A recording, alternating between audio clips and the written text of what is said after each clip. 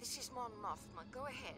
I'm concerned about Kyle. Have you heard from him? He's been out of contact for quite some time now. I understood he was on some sort of personal mission.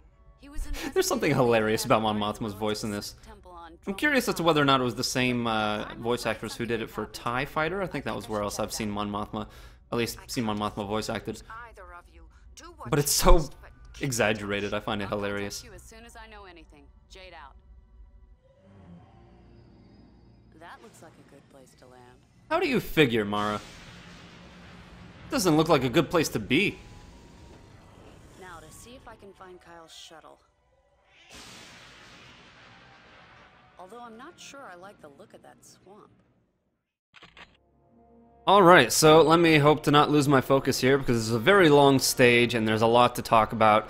And it's very easy to get turned around. Not because it's not a linear stage, in fact it's particularly linear, but there aren't a lot of landmarks to go by, so it can be very easy to just run a mile in the wrong direction. Now, to show off our first gimmick, all of our weapons are not functional anymore. Absolutely no usage here. Some of these are actually kind of funny to use. Where's my rail detonator? Oh, I just love the look of that. It just bounces off of everything. So for the next three stages, all we have to work with are our saber and the force. Now this is our first little obstacle. The level starts off with a bit of a puzzle. This is the Watcher, and I'm not sure where I got that name, if it was from some official document, or maybe I just pulled it out of my ass a long time ago. Probably stole it from an episode of Are You Afraid of the Dark in Watcher's Woods.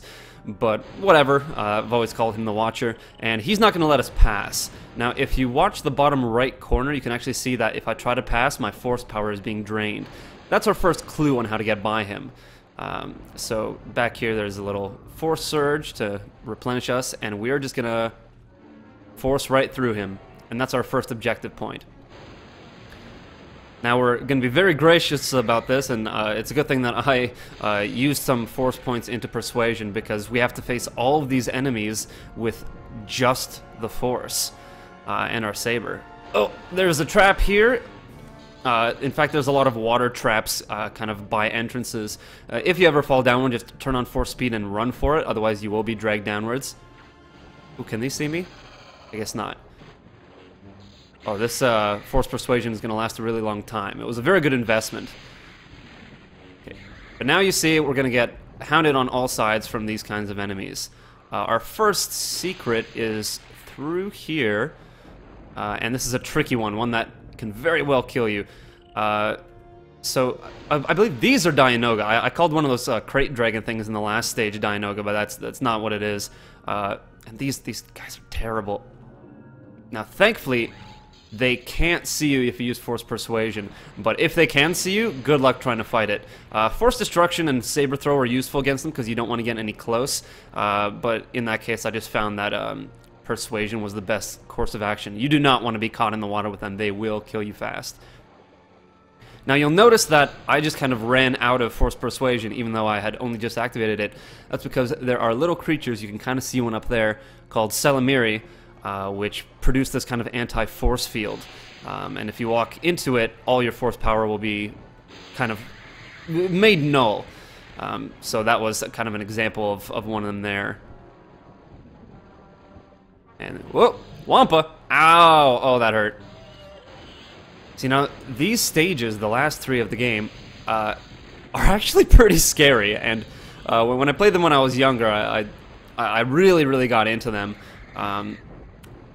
Until not too long ago, I kind of credited Silent Hill and Resident Evil as being my introduction to the survival horror genre, but really it was this game and these stages, because they capture this feeling of survival horror that really drew me into the series and the genre, because you're so limited and everything becomes a resource. The Force, which used to be your ally and used to be kind of just this extra thing to make the game a little bit easier, is now something that you are so dependent on.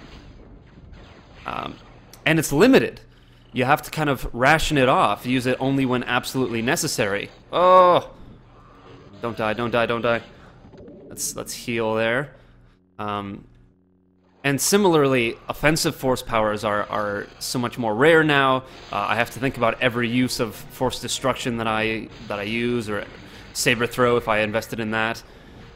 And that makes everything feel oppressive. And I feel that that is what good survival horror is about. It's not about jump scares, it's not about, you know, dark and spooky, although this lightning is helping a little bit. It is about that feeling of oppression, and this game captures it so well, because now every enemy encounter is in some way terrifying. Oh no, that's not what I meant to do. Can I still do this? Oh, okay. This is one of the more annoying secrets. This is a Yosilamiri right here, and you can kill it. I swear you can, but there's something weird about the hitbox with it that I don't know what it is. This might take me a few minutes, so come on, come on. One of the other ways that you can get around these things is by actually pushing them off of ledges if you need to get higher. And I need to get higher because there's a secret right up there. But I'm just gonna sit here and try and kill this thing for a bit. I'll speed this up once I get through it, but you'll see how long it can take. Sometimes it's really, really buggy. Okay, it worked. Now that it's dead, I can move on. And grab this secret. And probably take some fall damage if I'm not too careful here. Ow, that hurt. Like I said, it's very easy to get lost in this stage. Now, I feel that the problem with a lot of modern survival horror, or not even survival horror, horror games in general, is that they kind of miss this feeling of oppression that makes all of this work together. Because when I play a game like Dead Space, and I know it might be a weird example, but it's the one that stands out to me, I don't feel like I'm being oppressed. I feel like I'm being empowered. I am still this badass guy with a bunch of guns, and I feel like I'm fighting any kind of grunts that you'd find in any old, you know, action game, only instead of yelling, "Get him!" or something like that, they yell, "Boo," which, you know, isn't the same thing as me being scared. Oh no, no!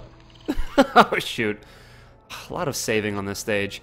The secrets are really spread out here, and some of them require some rather precise platforming. Really? That killed me? Oh, that's because I have like no health. I didn't realize how much damage that Wampa did. Oh well, I can still make this. Alrighty. Here's our next secret. Yeah, the lightning adds a lot of nice touches, but really it's this feeling. You really are worried about every corner, every direction that you need to go to, every enemy, even these annoying little plant things, which you can just reflect their bullets back at them and kill them the safe way that way, but otherwise you can kind of take it slow and just approach them. So this is Kyle's shuttle, and he left a little revive here. Ow! Jesus. Which he booby-trapped. Which totally isn't fair. How is that his booby-traps work, but mine don't? So I guess he planned ahead. It's a neat little bit of world building that he kind of set up this revive for him for when he came back to his ship. And now we're gonna use it. But from this point on, the game is really all about this saber combat and force usage. And worrying about every new enemy around every corner here. I believe this, oh yeah, this is just kind of an exploratory section. We don't need to go this way. But you want to explore more in these stages because, well, every kind of health pack that you find, or smuggler's backpack or whatever, is so much more valuable now. Because you don't have a lot of resources to go around, and the force is so useful offensively that you don't want to be using it to heal as often as you might need to here. I believe there's a trap here. These kind of statues make a nice little warning. Yeah. No. Use the force. Force speed. Okay, good. There should still be one secret before we come up to our next big thing. Okay, here we are. So I mentioned before that there were a couple of games that kind of had this whole last portion of the game being radically different from the rest. And one that I was thinking of that I forgot to mention in the last video was Half-Life 2, where once you get to the tail end of the game, all your weapons are stripped from you and all you have is this enhanced gravity gun to work with. Spoiler alert. And this is very similar. These last three stages, all you have are really the force in your saber, and so it kind of switches the focus of the gameplay in a huge way. We just need to turn on force seeing here. It's going to activate the switch. and then it'll open this panel. Now we need to be really quick here, especially because this Dianoga can kill us, and there is a secret down here, I believe. Was it down here? I think I went the wrong way. Alright, sorry, I got a little bit confused. But here we are on the other side here, got out of that water really quickly, and this is our first big boss fight, and our first big saber fight against what is known as Dark Mara. Oh, she likes to use a lot of annoying force powers like blinding and lightning. Now the lightning can really screw you. So this is kind of an endurance battle. I'm going to be trying to circle my way around because she's usually really accurate with that lightning, and this is a long fight. It's a good idea to kind of keep a distance because her accuracy goes to crumb, but otherwise you kind of just want to touch her real quick and go. Oh no, this is bad. Retreat, okay. So she won't actually follow this far back, so I can kind of gain some space and then recuperate. But now, oh, I'm afraid I'm a little trapped. This is the real big fight that you can make use of Absorb for, because if you have Absorb on, her Force Lightning will do nothing to you, in which case you can just kind of saber away. Oh, but now she is dead, and we can move on. Although I want to grab that Force power up before I go. Did I already accidentally grab it? Oh, I didn't realize I did. Oh well. Onward we go. And this... Oh! Hello, Nogri! I didn't actually expect him to be there. Kind of forgot all about him. But I guess that means there should be another one around.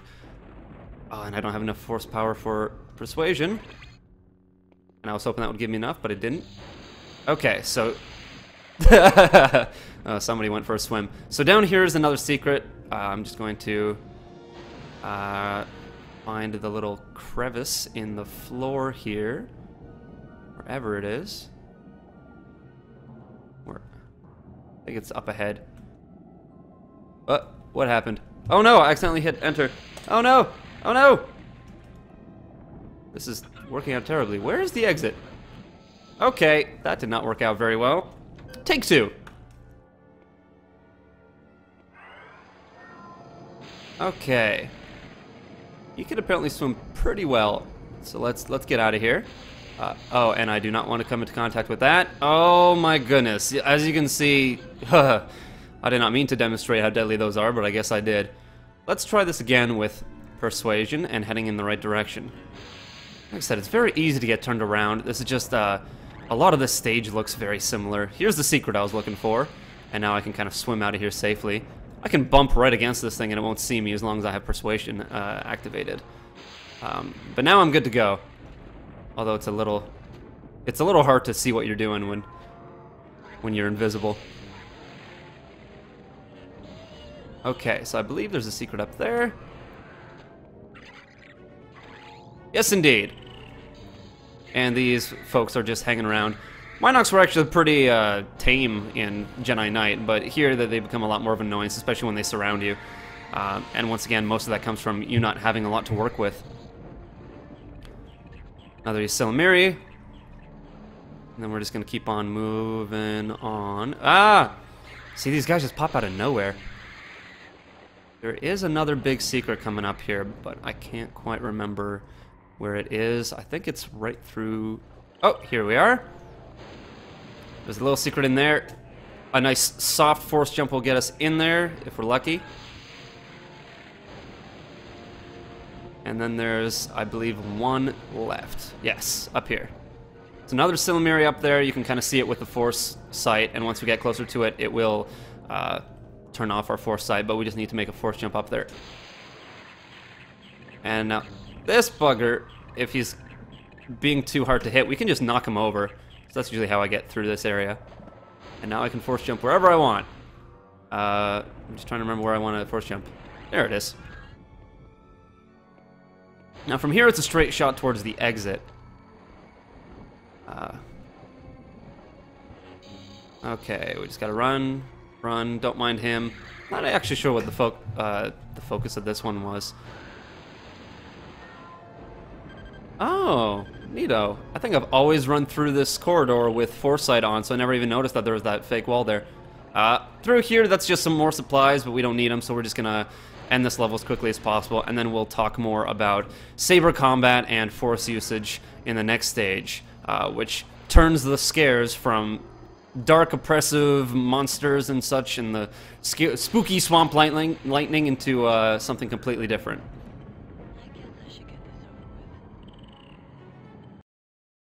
Alright, so we found all 8 secrets, and again, that was a stage that had a lot of secrets kind of packed into a very samey looking space. Now, in terms of what I want to put this into now, destruction is going to be super useful, health is already pretty good. I want something else that's going to be offensive, so I'm going to put this into saber throw. You'll see why in the next stage.